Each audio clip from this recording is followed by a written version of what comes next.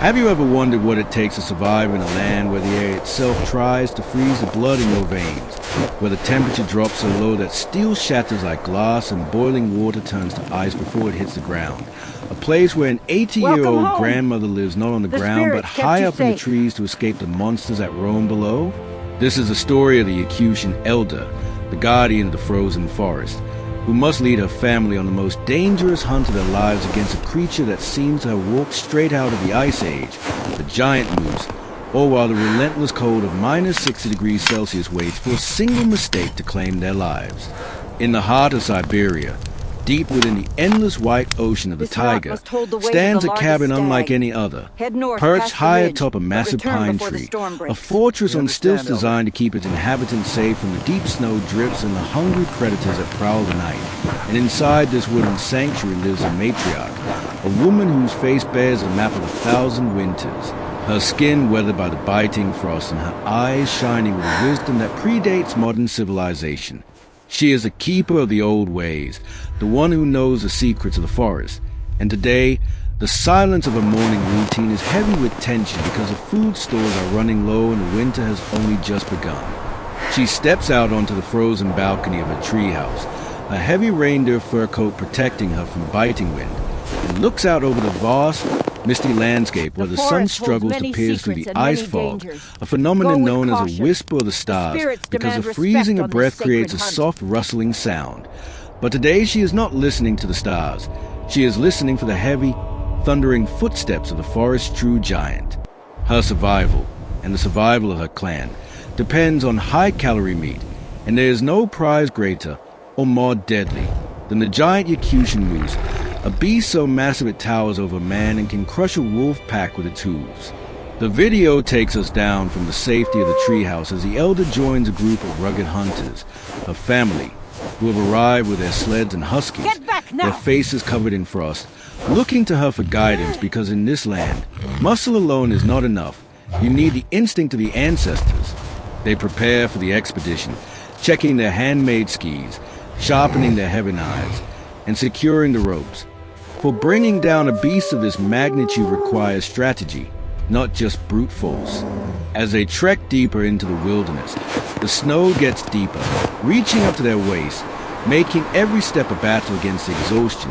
The huskies pulling the sleds, panting clouds of steam into the freezing air, their paws protected by ice, while the elder moves with surprising agility, her walking stick testing the ground, reading the tracks in the snow like a book. They find signs of the giant, broken branches high up on the trees, deep furrows in the snow where the massive body plowed through, and the fresh scent of musk that alerts the dogs. The tension rises as the forest grows denser, the shadows lengthening, and suddenly, through the mist, a silhouette appears, dark and mountainous, crowned with antlers that span wider than a man's reach. It is a giant moose, a king of the taiga, stripping bark from a tree, its breath pluming like smoke from a dragon, and the hunters freeze, for they know that if this beast charges, there is no stopping it. The elder signals a team to spread out, encircling the beast, using the wind to mask their scent. But the forest is never truly empty, and the scent of the moose has attracted others. A pack of gray wolves, the eternal rivals of the Yakutian people, appears on the periphery, watching, waiting for the humans to do the walk or to make a mistake. The confrontation is sudden and explosive. The moose senses a danger and turns, its massive frame pivoting with terrifying speed, snarling and stamping the ground, sending tremors through the snow. But the hunters are disciplined. They move in coordination, their spears and rifles ready, not firing wildly but waiting for the perfect moment, because a wounded beast is a death sentence in this terrain. The elder stands firm, her presence grounding the younger man, her eyes locked in the animal's spirit, whispering a prayer of forgiveness and necessity. For in Yakutia, you do not kill for sport, you kill to sustain life. With a thunderous crack that echoes across the valley, the hunt reaches its climax. The beast falls, its massive weight hitting the snow with a dull thud, and silence rushes back into the forest, heavy and profound. The wolves, seeing the humans' victory in their numbers, decide that this is a fight they cannot win today and fade back into the tree line, leaving the prize to the victors. The hard work is far from over, as the sun begins to dip below the horizon, painting the sky in hues of purple and freezing orange. The group must dress the carcass quickly before it freezes solid like a rock. The elder oversees the process, a knife moving with practiced skill, ensuring that nothing is wasted. The hide for warmth, the sinew for rope, the meat for sustenance, and the bones are tools, a masterclass in resourcefulness that has kept her people alive for millennia. They load the sleds, the heavy burden now a blessing, a guarantee that the clan will not go hungry for months. The journey back to the treehouse is triumphant but exhausting, the cold pressing in harder as night falls, the temperature dropping to -70, testing the limits of their endurance. Finally, the warm yellow glow of the cabin windows appears through the trees, a beacon of safety in the dark wilderness. They hoist the supplies up, the dogs curl up in the snow nest, and the elder climbs back into a sanctuary, stoking the fire in the iron stove until the cabin radiates a life-saving heat.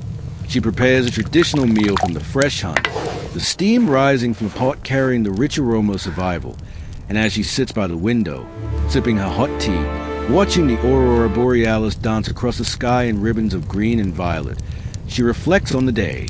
The cycle is complete, the balance of nature is restored, and she has once again cheated death in the harshest place on earth. It is a relentless loop of struggle and peace, of hunting and resting, a life where every sunrise is a victory and every sunset a promise of a cold to come. And she knows that tomorrow the forest will challenge her again, and she will be ready. This incredible journey shows us that true strength isn't just physical, it's a will to keep going when the whole world is frozen against you. If you were captivated by the resilience of this Yakutian elder and the breathtaking danger of the giant moose hunt, tell us in the comments, do you think you could survive a single night in that treehouse at -60 degrees? For more epic tales of survival from the edge of the world, make sure to subscribe to the channel and hit the bell icon so you never miss a moment of the adventure.